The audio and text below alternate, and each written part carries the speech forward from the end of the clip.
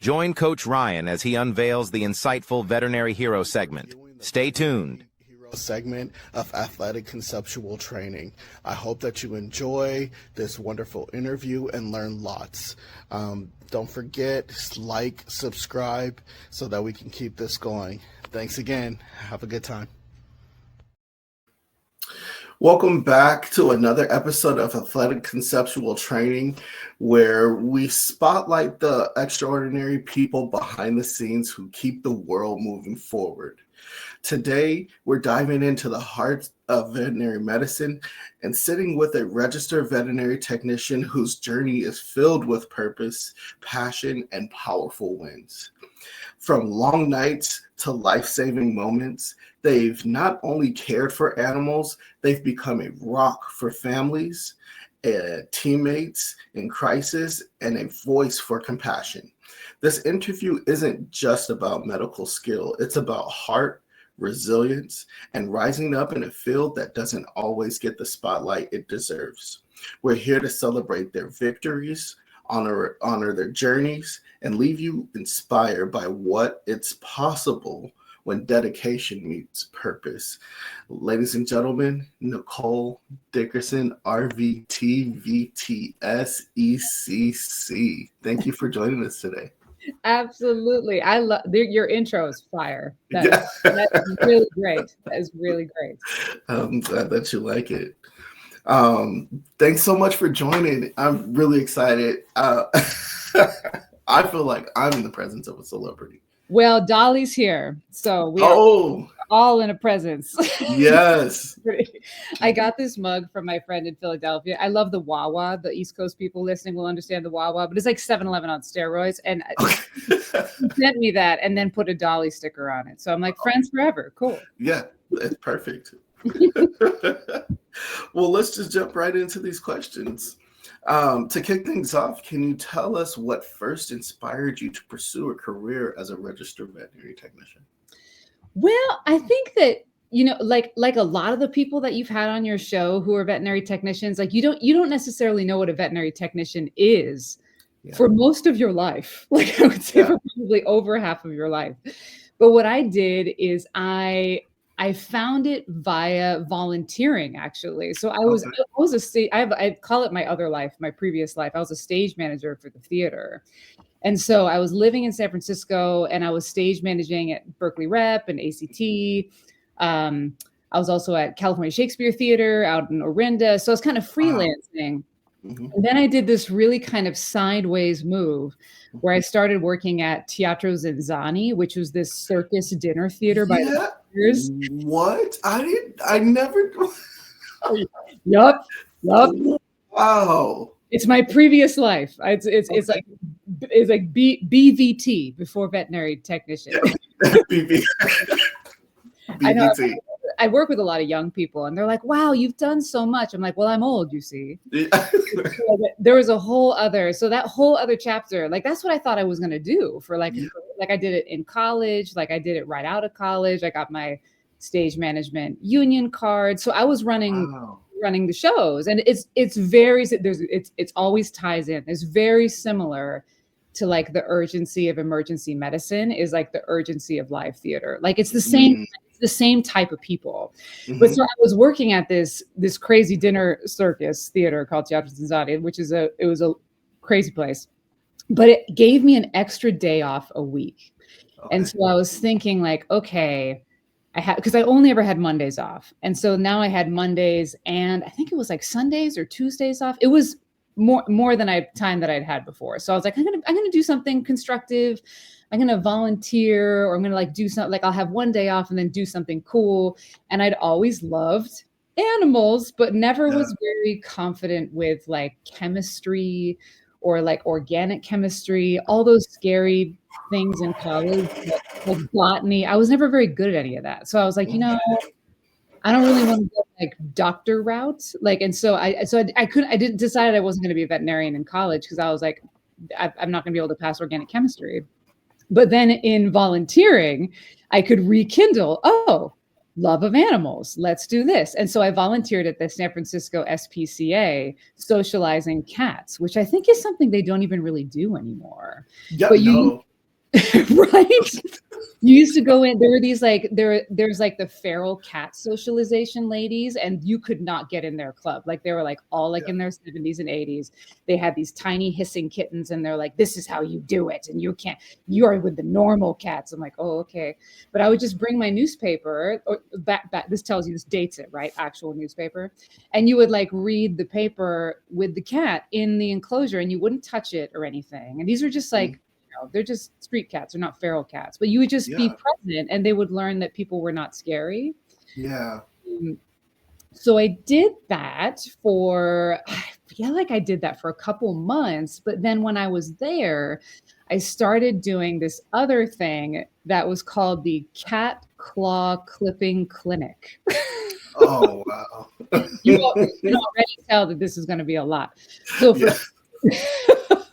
for $20, anyone could bring any cat to have its claws clipped on Sunday from like 12 to 5 or something.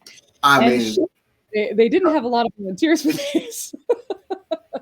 That's a deal, though. That's a deal. It was any cat. Well, I mean, there were some cats that were repeat offenders that the other volunteers would know. And I got into this because a friend of mine who worked at the SFSPCA was like, I think you would get a kick out of this. I know you're volunteering with the other cats, and the feral cat ladies are really cliquey. Why don't you try this cat claw clipping clinic? And so I did. And it was, I mean, that's like a whole other story in itself. Like it was a hoot. But when we would get really awful, like, of course, not all of them are good. I mean, some of them came in these beat up cardboard boxes, and there was one named, oh my God, this one cat named Earl. And Earl came with this little librarian looking guy, and he was so sweet and so quiet, but the cat was vicious. And so whenever Earl walked in, everyone's like, oh God. And so you know what they would do? They would go next door to the hospital, and they would get the veterinary technicians. And they were like, oh, we got to get the vet techs. And I'm like, the what? The who? And so they would bring in these chicks in scrubs who would then like restrain crazy Earl in a way that was like in a giant blanket and just his paw, like just that. And they would just like, and really confident. And it took them like 2 seconds, and the cat was back in the box, and it was fine. Versus us trying to do it, which is like screaming, thrashing, terrible. Yeah. So I was fascinated by them, and they would come in and take the cats that I was sitting with and like take them for exams. And they were always so nice, but they were always very swift and confident. And like, I'd never seen such a thing. And so I looked it up, and these veterinary technicians had schooling. They did go to school. They didn't go to school for long, which for me was like, okay, I didn't want to do a whole nother degree. I'm like 10 years into this other career. I'm not about to like redo a whole thing. Right. Like short schooling. It was science, but very hands-on, which I also really liked. And I didn't have to diagnose anything, but I would see all the stuff and do all the stuff. Yeah. And so I thought, that sounds pretty freaking awesome. Like, I think I could do that. And then the real nail in the coffin was when my own cat got attacked really late at night, and I had to take him to emergency in the city. And this was after I'd been volunteering, and SFSPCA wasn't 24 hours. Like, they didn't have emergency hours at any kind of facility like that at the time. And so I took him to what at the time was SFVS. This very confident, very nice, but very smart veterinary technician, like, triaged my cat, took me into the exam room, looked at the wound. Like, she was so like, she was all business, but also kind. You know, she was like, oh, this is a real wound. Yep, this is something we're going to get the doctor for. Like, don't worry, I'm not going to leave you for long. He's not actively dying. I know it seems like it because it's late at night and you're tired, but I'm just going to get the vet right away because this hole is pretty big. You know what I mean? Like, she was really like, she was great. And I was panicked.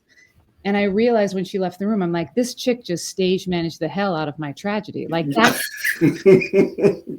that's me. Yeah. Like, that's me in animal medicine. Like, that was the me that I just talked to. So I went back to school. Like, I literally like probably gave my notice within like 4 weeks of that. Wow. Wow. Did you ever find the name of that technician? No, oh my God, I'm so glad you asked me that. I wish so. It's not the first time I've told this story, like in something that's like gone out into the universe. I wish so much, whoever you are, business ponytail, stethoscope around your neck at about 1 a.m. I would say this has got to be in the year 2008, probably. Okay. If you were at SFVS overnight, right. God bless you. I mean, the field is big but small. So I know. There's a high chance we may find that person. I often think about that. I often think about who that was. And like, is she even still doing this? Like so few people last as long as I have in this career. Like I do wonder about that. I wonder who the doctor was. Like, like I don't even remember the doctor's name. Like all of that is like now 15 years ago. It's so wild. That's crazy. But they were such a pivotal piece to your transition. Oh yeah, she was good at her job for sure. And it was just her. Like I think it was small enough that it was just her and the doctor. I don't know that I didn't see anybody else in there. And they buzzed you in, right? Because it was in the mission. Like, they have to just kind of like be secure about who they're letting in the building. And yeah, it was interesting. I know. I do wonder about that. I do wonder about that person, where they may be.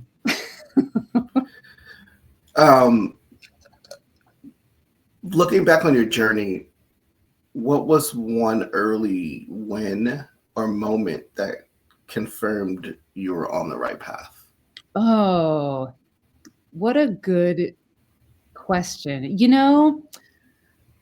I've spent so much, I feel like I spent so much of my time starting in veterinary medicine, like as an adult, like, I was like in my 30s, like, like learning this completely new job and completely new career. And so I was always the one in the room who knew the least. It felt like I was always the one kind of like trying to learn something from somebody else who was in the room. So when I would have to say that, like, when I was at Berkeley Dog and Cat Hospital, which is the first hospital that I ever worked at, like, we just saw like crazy stuff there all the time. This is when it was owned by Dr. Richard Benjamin.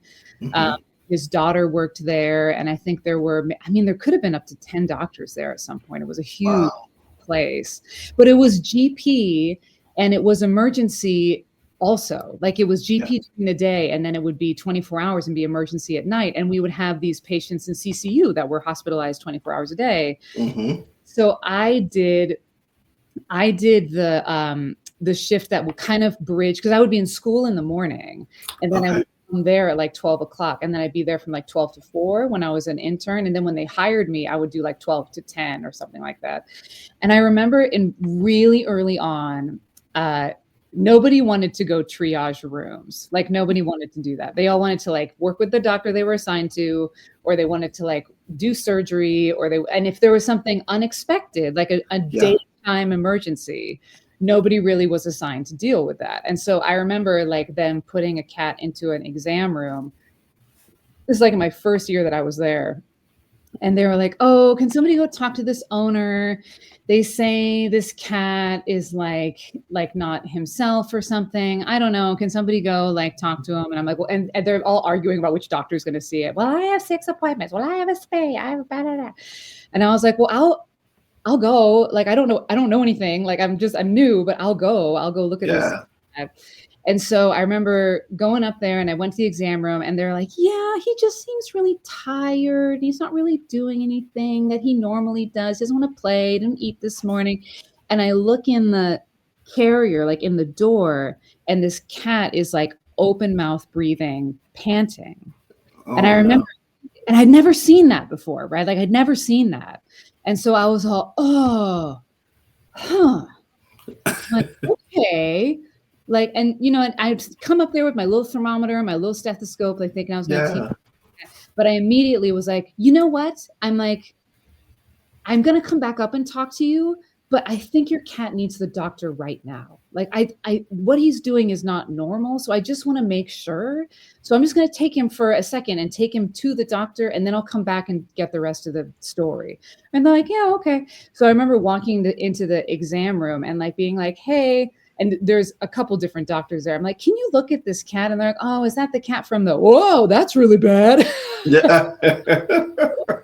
So it was like immediately It was a thing, and they took the top of the carrier off, and they gave him oxygen, and they put an IV catheter, and like I was kind of just standing there, like just watching this tornado of activity happening. But I was like, huh, I thought so. I knew that. Like I knew that something was wrong, and even though I wasn't the one to like do all the things right at that moment, it gave me some confidence of like, oh, okay.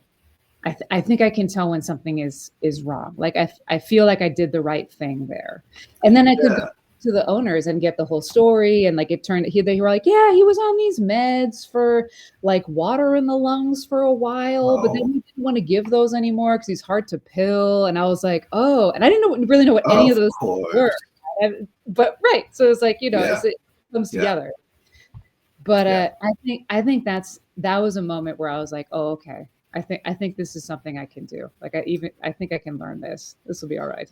That's such a cool story. I mean, there's so many of us who've learned by the proverbial trial by fire, but to be able to go in and help and have that internal confidence boost to lean on going forward it's so valuable.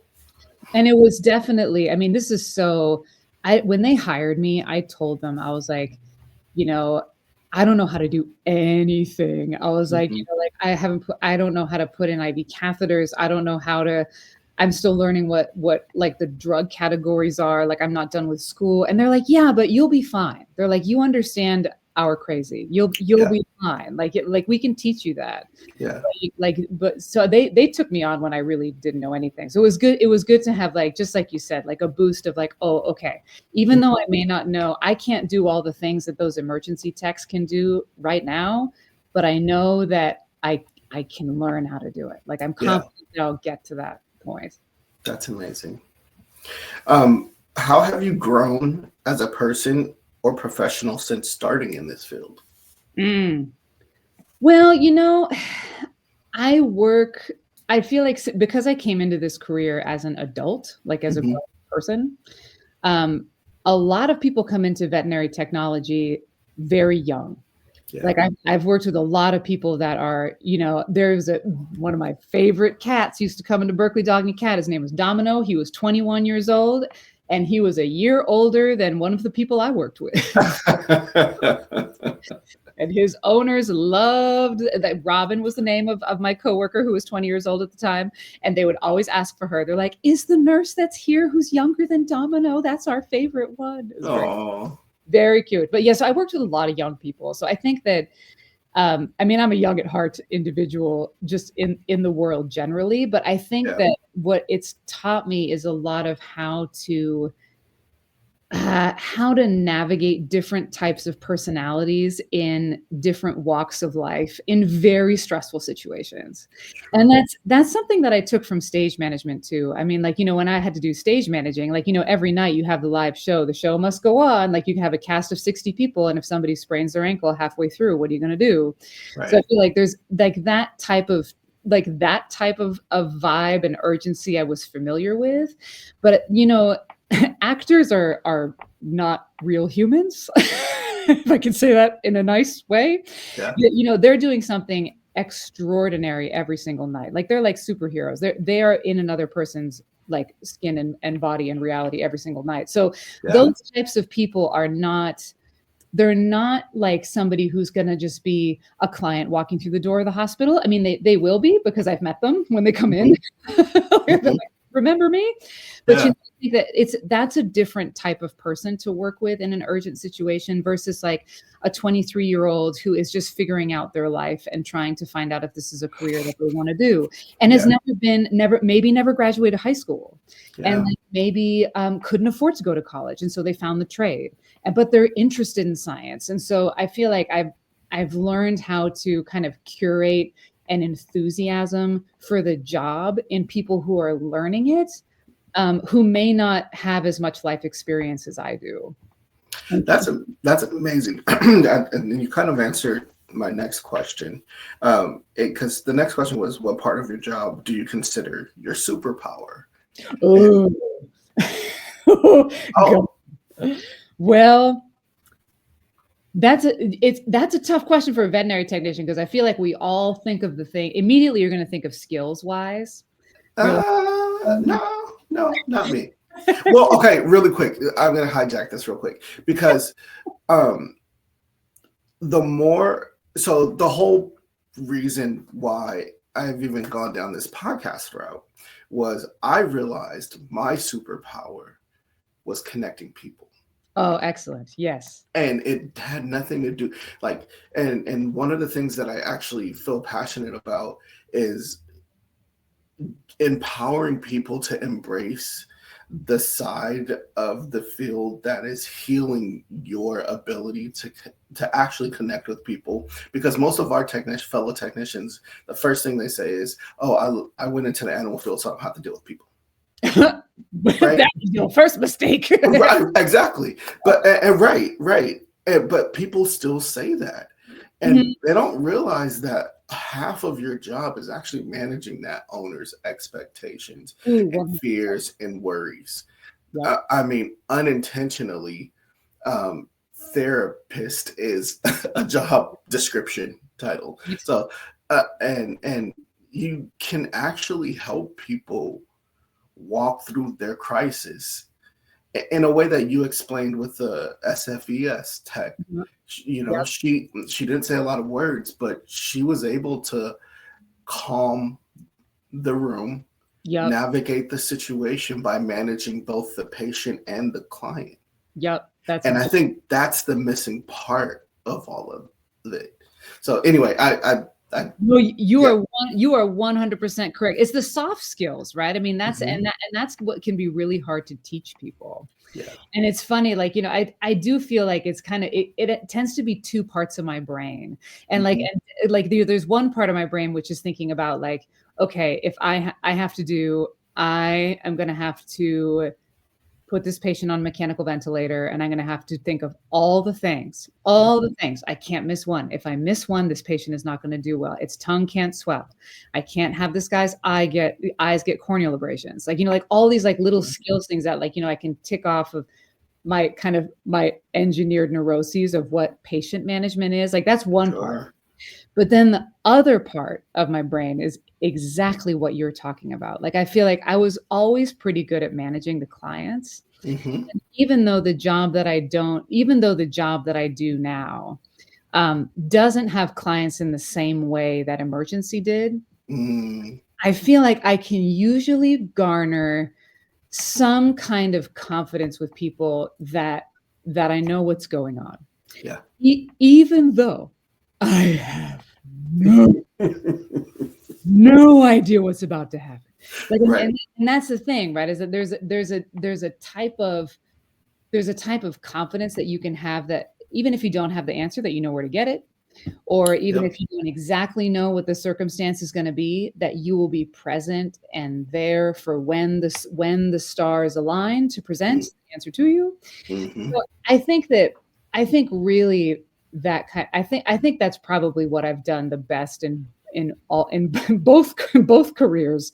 Both careers that I've had has been able to make people feel comfortable that I've got it. Like, you know, like that they can that they can walk away. Really, that's what it is. I feel like that, you know, like, because clients will hover by the cage, right? They'll hover. Yeah. Like, well, I don't, and they like don't want to leave, and they don't really quite know what to do. And they're like, "Will you be here?" And I'm like, "Yes, I will be here. Yes, I will be here. And when I'm not here, I'm going to make sure that everybody else knows exactly what's going on." And so I feel like there's a way that you can make people feel comfortable in their own skin by just being present and honest. And if you really don't know the answer, you really don't know, but that's okay. That's an okay place to be. And now I work with, you know, now that I work in research, I work with a lot of human medicine people, a lot of medical doctors, a lot of postdocs, a lot of very high up MDs, PhD people. And then here, little old me, the animal person, what do I know, right? So here I am, like, you know, like wedging myself between two like very highly regarded cardiothoracic surgeons. And I'm like, I'm sorry, sir, but what is in your protocol is not exactly what you're planning for that. And have to plan their lives. And they have to feel like I know what that like they can talk to me like I know what's going on. Yeah. It's just Wow. kind of thing, even though I may have no idea. So we can put your superpower as some sort of like telekinesis Care Bear combination. Oh man, I'm gonna put telekinesis Care Bear on my resume, Ryan. That's what's happening. That's perfect. Yeah. Okay. Tell us about a time your team achieved something amazing together, and what made that moment stand out. Oh, I love this question. This is a good question. So the team that I work with now, I can talk about two actually. I could talk about two. I could one from emergency and then one from the job that I do now. I would say from emergency, there was a dog that we treated at the first specialty hospital that I worked at. And it was a dog that had been hit by a car and he'd been rolled by this car. I mean, like he had all kinds of crazy wounds. He had like a torn spleen. He had a broken ribs. He had some kind of muscle avulsion in his groin that required surgery. He was a surgical case. He then, he was so stressed that he had this adrenal crisis and he became like really hypoglycemic at one point, and he was a pit bull mix. And he was this nice dog, and he had this lovely family. They were not from like in town. They were from, I want to say they were like Manteca or maybe even further out in the Vista or something. He was a farm dog. Yeah. He was this big pit bull, just love bug, but with horrific injuries. And because his injuries spanned so many departments, like he came in on emergency and then he was in ICU and then he needed surgery and then he needed internal medicine. And then he needed rehab. He needed rehab too because of his muscle injury that he had in his groin. So I feel like that dog, his name was Rip. I remember that, like you rip fabric, Rip. And that dog was so sweet and so nice. And he was in the hospital for so long that everyone, by the time that he left, like when he was discharged, it was like people, the entire hospital like lined the hallways. Like it was like thing. And the fact that he went home, that he went home after all that, only a pit bull, right, would be able to go through all that and still be a sweetheart. But it really did.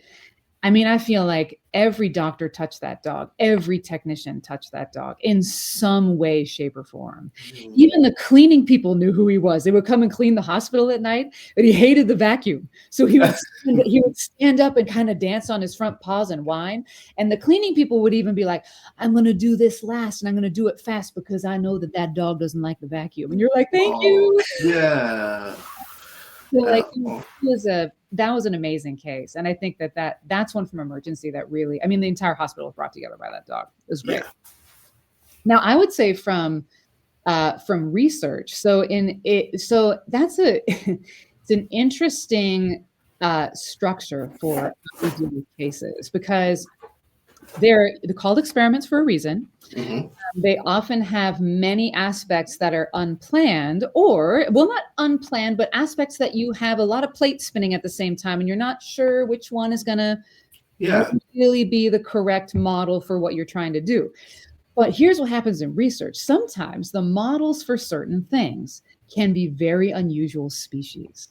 So there are all kinds of creatures in the world that have different aspects of their physiology that can contribute to science. So it's not just, it wouldn't just be like, mice and rats. There are exotic species that you might have. You might have an alligator. You might have an axolotl. You might have, there's a creature from Madagascar called a tenrec. And if you haven't seen one of those, I highly recommend a Google image search, TENREC, tenrec. Tenrec, okay. Very unusual creature. Okay. And they were used for tissue regeneration. They have a tissue regeneration marker. And so this creature, no one even knew what it was. I had no idea. And yet my team has to now understand the husbandry. They have to understand the physiology. They have to understand the protocol that the lab is going to use to study these creatures. So it's going from 0 to 1 billion in understanding this creature that you're Google image searching because you don't even know what it is. Yeah. I think that when species like that come into my team's world, I'm always so proud of how everybody is so proactive and interested, and they want to do well, and they want to do well by the creature. Like, oh, the natural habitat is this. Oh, the natural behavior is this. So we should get this type of enrichment because that's what they want to do in their normal lives. And so I feel like the introduction of those really unusual ones, just like it, I just love watching my team get excited about it. And that I don't really even have to, I'm obviously a fairly enthusiastic person. I'm fascinated by them, and that everyone kind of catches that and is able to run with it and do the things that they're good at.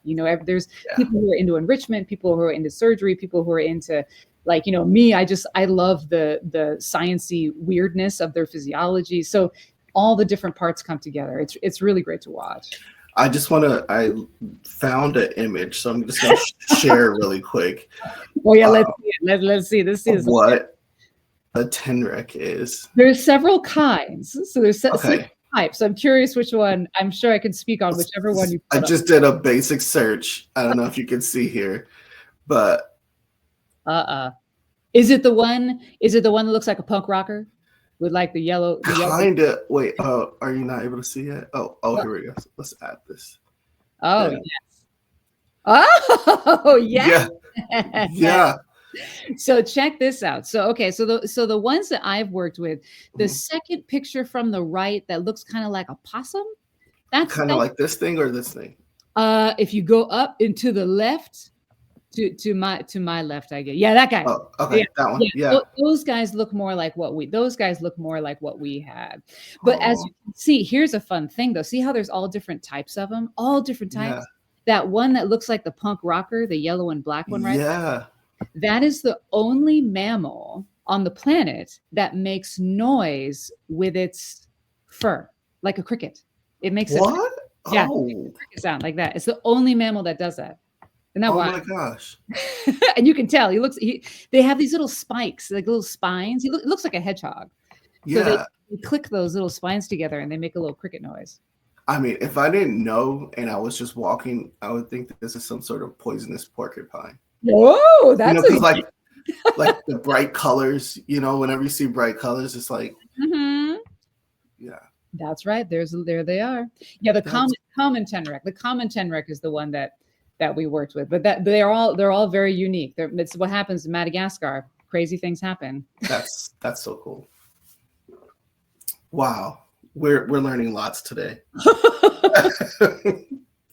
I didn't know a tenrec existed. Never a dull moment, I tell you. Okay. Every career has obstacles. What's one that you overcame that made you stronger, and how did you flip that into a win? I feel like I'm maybe still flipping it. I wouldn't call it. I feel, I think that one thing because I'm a supervisor now, and I think that one thing that I really try to do as a supervisor is create a culture that people want to come and work in.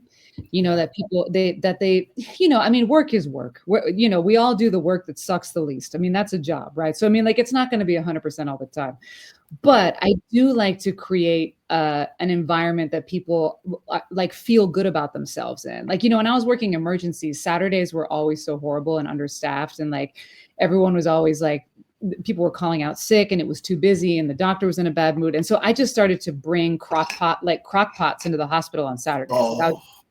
I'll just be like, I can't do anything else except bring a freaking pot of stew like that. That's the best I can do. Right. We're in the shit. But at least we'll have hot food when we were in the shit.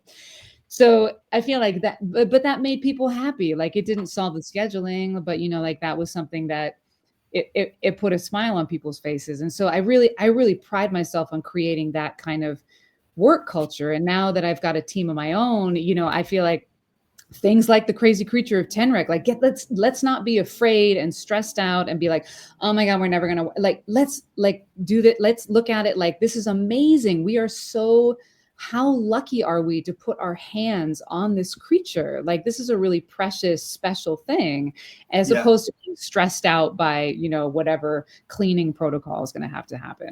But I think that the part that I'm trying to the flip into the win is that I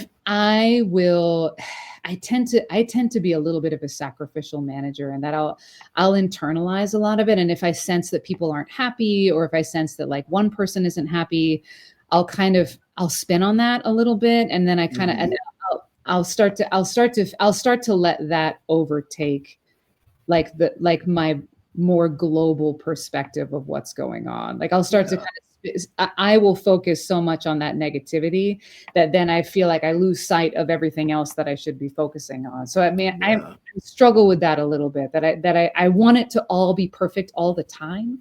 Yeah. It can't be. Can't be. You can't make everybody happy all the time. But I find I still struggle with that I'd be sad when not everybody's happy. That just means you truly care. It's a curse. It's a curse caring about so many people. Okay. Is there a moment where a client or animal changed your life in a way you didn't expect?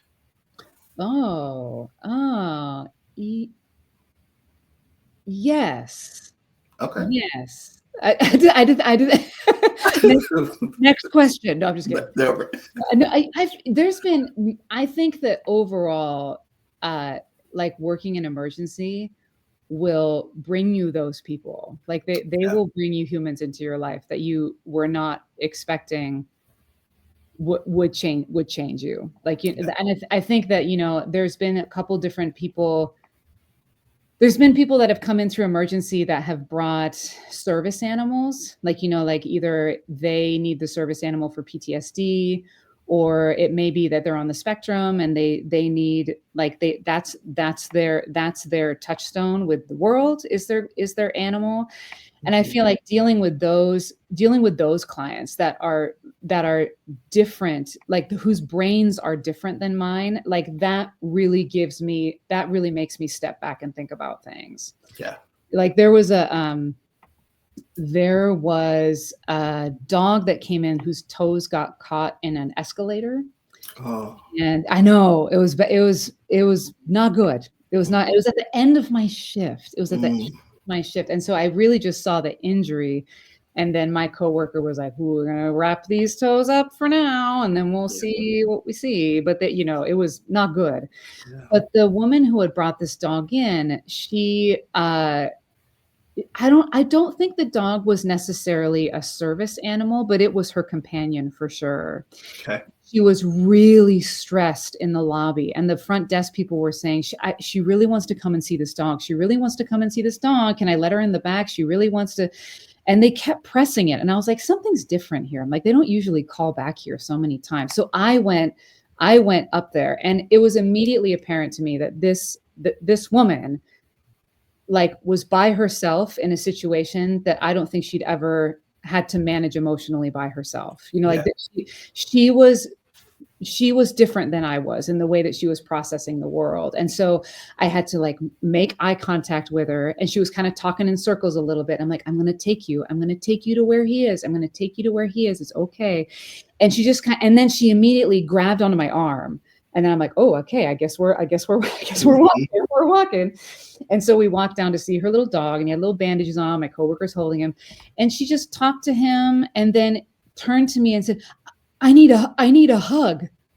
I'm like, oh, okay. And so then we hugged, and then she's like, okay, thanks. I'm going to go back upstairs now. I'm like, okay.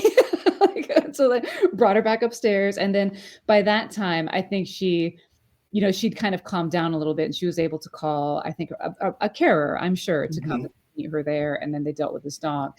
But I remember thinking about that, like, oh, wow, this is a situation I have to pivot as to how I would normally deal with this, So I feel like those types of experience definitely teach you about people.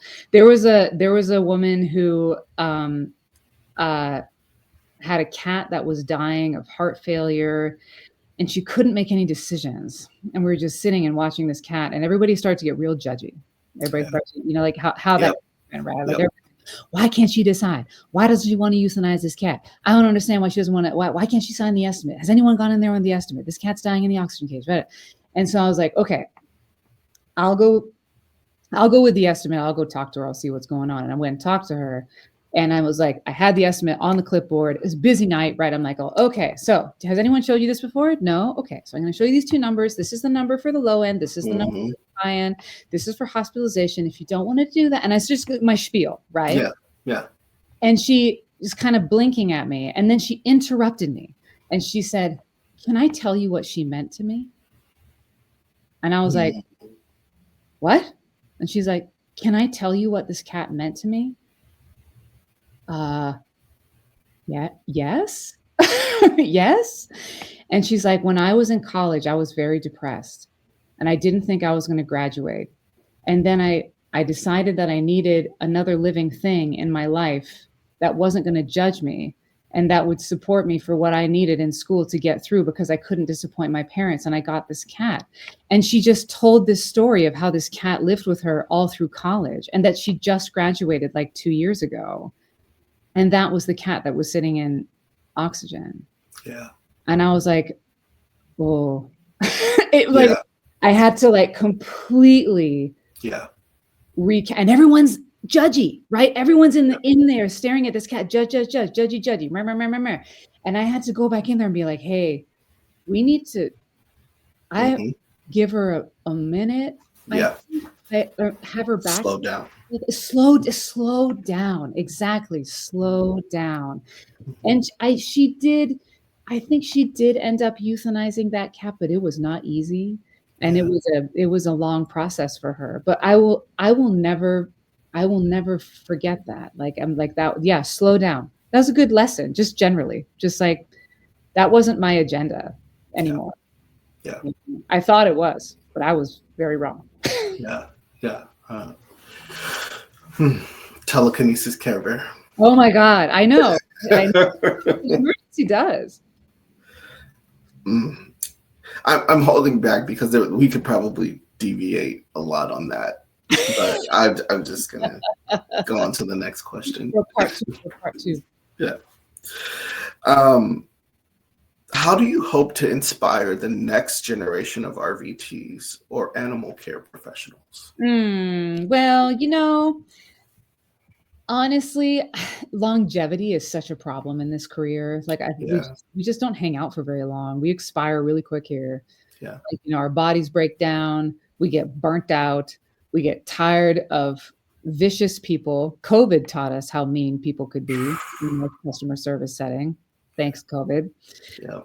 I think what I would want to inspire people to do is to don't fall out of love with what the profession is.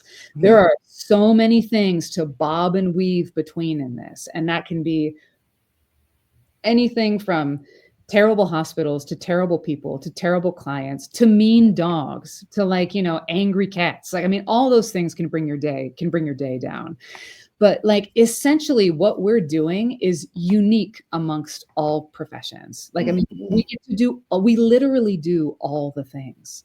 And I think that being able to like put your mental space in a spot where you're not so focused on all of the negative things that are going to come at you every day, but be grateful for the opportunity that you have to do all the amazing things that we do every day. There's not a lot of other careers where you get to do, like draw blood like a phlebotomist would at Kaiser. And then like 10 minutes later, you're taking, you could be giving chemotherapy, you could be giving vincristine. And then like, you're going to do a shift in the ICU. Human nurses don't get to do all those different things in one day, or even in 1 week, or even in one career. They've got infusionists and radiologists and all that. So I think that there's a lot of pride that we can take in what we do.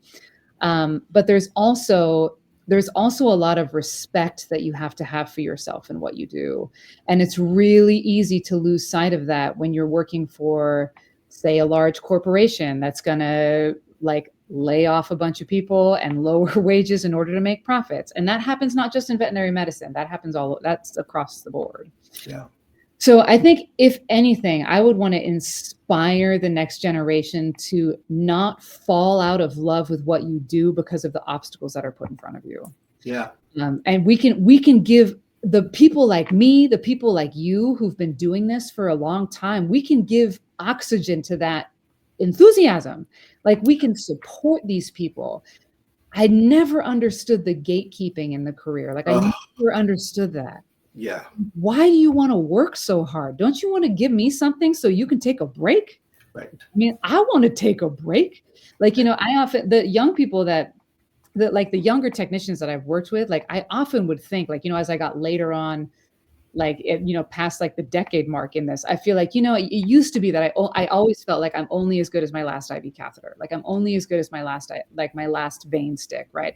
But now I don't feel that way anymore at all. Now I feel like I'm only as good as their last catheter. I'm only as good as their last experience that they've had, because they're the one, like the younger generation, they're the ones who were teaching to bring up this profession. It's not about me anymore. I'm good. Like my job now is to try to inspire the next people to want to do this and to find different paths. You don't have to do the same thing the whole time. You do to work overnights the rest of your life. You could work for Aratana as a drug rep. You could do telemedicine with Modern Animal. You could do poison control. You could be on the phone with poison control and talk to clients about how their dog ate chocolate on Halloween. Like you can do so much now. Yeah. I think that trying to keep people in the career and have people keep the love up with it. That's the thing that's most important to me. Do you think big corporations are positive for the field or negative? Oh, I don't know that we know yet, quite honestly. I think it's really new. Yep. I think that it is not unique to veterinary medicine. We see this is happening all over. Like, you know, now that when you think about things like the funeral industry, used to be a lot of mom and pop shops everywhere. And now they are all owned by like conglomerate corporations that just have different outpost places, and they set the price. There's so many that they set the price of what is like, and those people, I should say, well, those corporations, they are preying on a population at a very vulnerable time in their lives, right? Yeah. You've lost a loved one. Well, here's the price. You're not going to shop around. You're just going to do it, right? Right. I feel like there's a there's a bit of a deviance in that corporations are going to tap into. I feel like elder care is also another one. That's another one that's owned by a lot of big corporations. In fact, some large corporations will own elder care facilities and veterinary facilities because they're both a little bit human medicine adjacent. So, I mean, is it bad? Right. They have a lot of money. Yeah. They can pay you, right? So like, I mean, I feel like you will have larger hospitals. You will have 24-hour hospitals. You will have a large amount of staff. You will have a lot of available appointments. These are all things that consumers want. Yeah. So it's not necessarily bad inherently for like, I just don't think we know yet if it's bad inherently for the profession. I think that it's a little bit like fast food. Like, you know, it tastes good. It's convenient. It's there when you need it, but maybe know what you're doing when you spend your money there. Yeah. Like, just know that like when you spend money at McDonald's, that's not going to the people that work there. Yeah. I think that we're seeing that happen in veterinary medicine as well.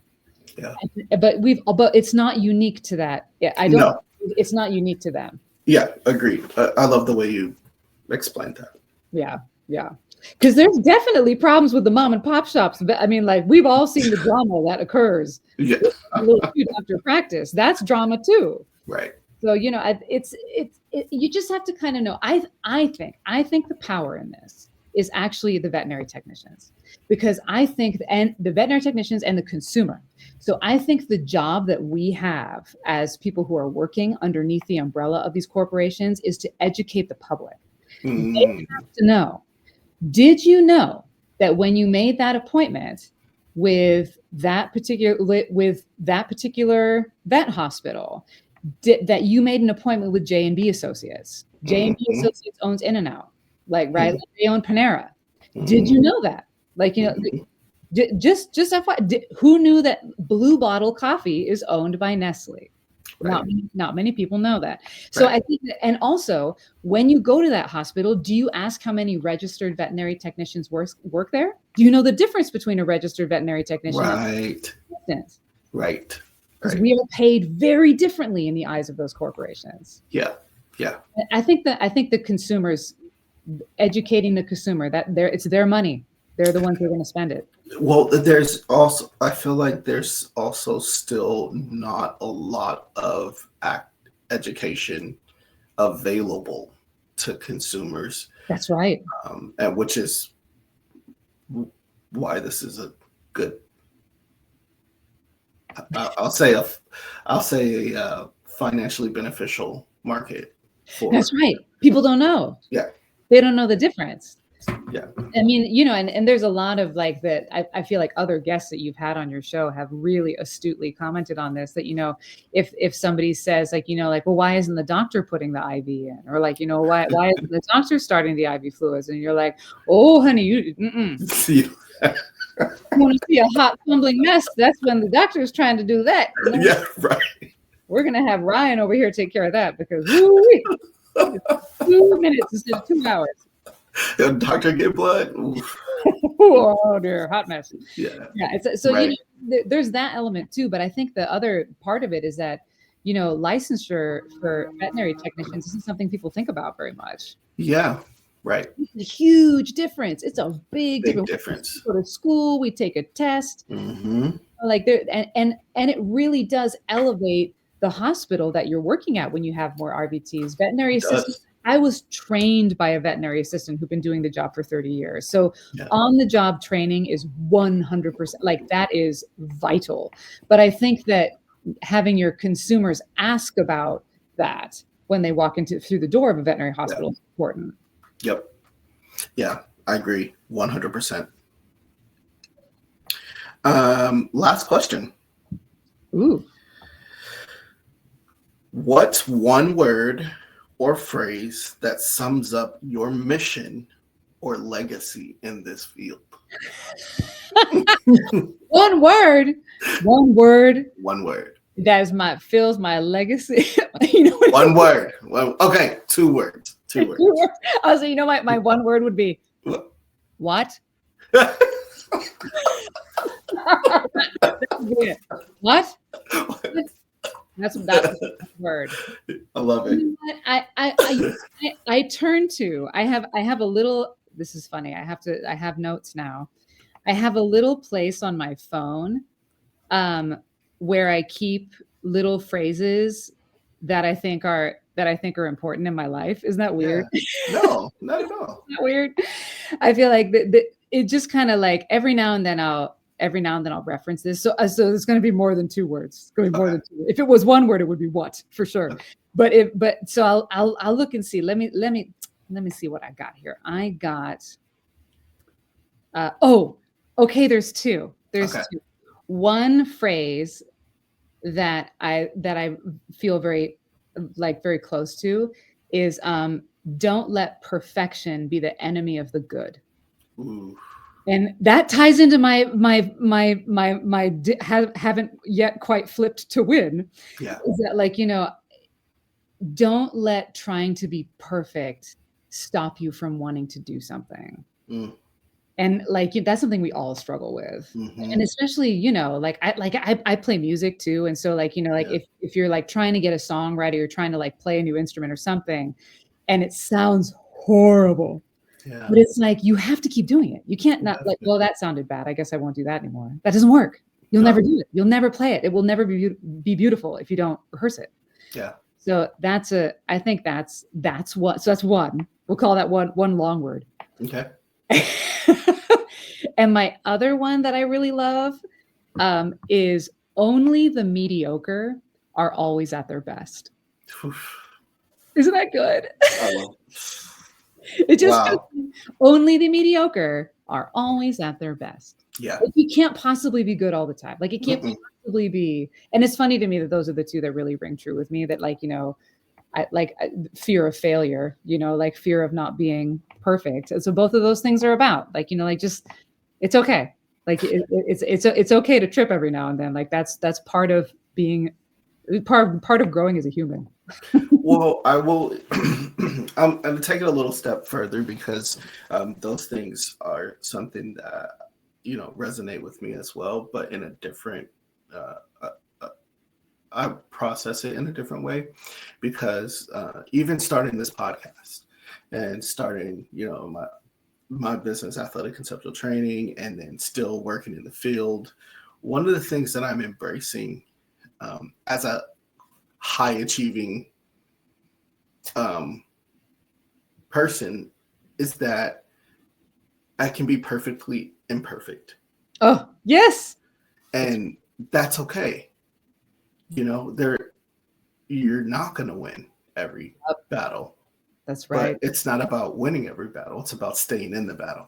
Oh, that's exactly right. And you train people, like, you show people that that's okay. Like, you role model that for people. Like, they when they see you not perfect, that speaks so much for how you walk through life. I feel like that's as a leader, that's such an important aspect of leading people. Yeah. I'm just gonna leave it on that. Right on. Ladies and gentlemen, I just want to thank you all for paying attention and joining this wonderful interview. Nicole, thank you so much for sharing your stories and your wisdom and your experience with us. I'm so happy to do it. I'm so happy that you had me on. I think it's awesome. And hey, if anybody listening is interested in becoming a veterinary technician specialist or becoming an RVT, if you're not registered, I love to talk about it. So they can always reach out to me anytime. Put my contact info in all your little bits. Okay. Yep. I will be definitely tagging you and collaborating with you on all of it. Awesome. That's awesome. Well, thank you guys again for joining us again for another wonderful interview. This one was a close personal one for me. I was so excited to do this, and I felt so lucky when Nicole said yes to jump on this, and thank you for taking time. I'm a huge support of this project. I feel like, as somebody who's had to tie some pretty random interests, I'm such a fan of tying your passions together. It's awesome. Thank you. I know. So, like, when people are like, "Oh, what does the sports have to?" And my wonderful wife too. She was like, "Oh, no, this can happen. This can happen. This can happen. You tell that wonderful wife it can happen. That's right."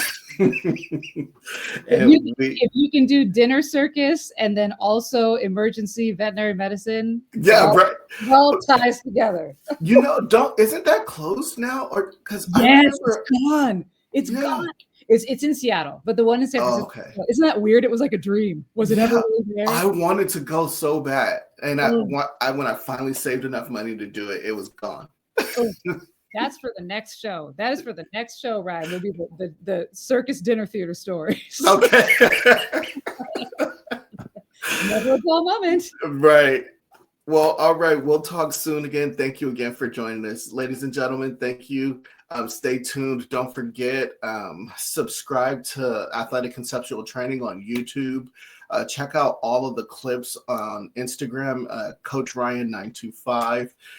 Connect with Nicole Dickerson on Instagram as well. I will be tagging I'll be collaborating with her on all of the shorts, so you'll be able to know who she is. Don't forget, we've collaborated with veterinary professionals in the health and wellness department. Shout out Vet Med Life. That was our last interview.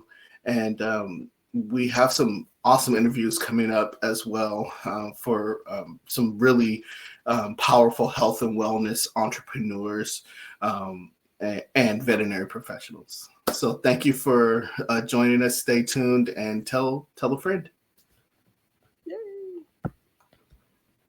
Hey guys, this is Ryan from Athletic Conceptual Training. We're serving the Livermore area and we really want to partner with you. Students, if you're ready to get better in basketball, volleyball, tennis, come and check us out. Look at our Instagram. We have a lot of content and we got more coming. We're one of the fastest growing company in the Bay Area and there's no other place to be. Parents, if you really want to unlock the potential of your student athlete, come and partner with us. Or if you yourself want to come out and get some training with Coach Ryan, don't hesitate. All you have to do is click the link below. Unlock your fullest potential. Be ready. Get up, act today. Let's see you soon.